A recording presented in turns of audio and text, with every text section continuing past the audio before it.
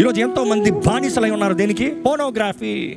ఎంతో మంది విశ్వాసులు అంటూ ఇంకా పోనోగ్రఫీకి బానిసలు ఉంటారు. ఈరోజు మొదటగా గ్రహించాల్సింది ఏంటంటే, ఇది అపవిత్రాత్మ నన్ను దాడి చేస్తుంది, ఈ వ్యభిచారపు ఆత్మ నన్ను దాడి చేస్తుంది. ఎంతమంది ఎరిగి బానిసలై ఉన్నారు, అది దెయ్యమో.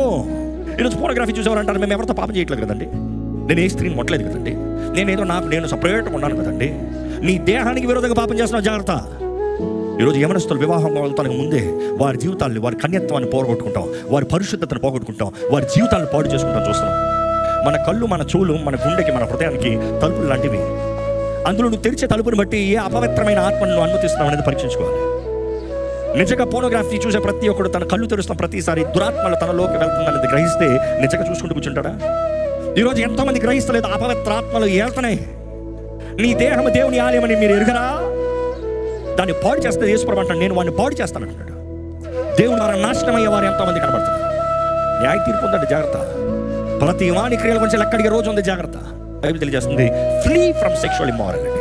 లైంగిక సంబంధమైన పాపం నుండి పారిపో. నిలబడి పోరాడు కాదు. ఎందుకంటే ఏ మానవుడు అక్కడ నిలబడి పోరాడి జయించలేడు. ఎందుకంటే ఈ సంబంధమైన దురాత్మ, it is all about manipulate చేస్తుంది. నీకు ప్లెజర్ ఇచ్చినట్టు చూపించి నీ దేహాన్ని దోచుకుంటుంది.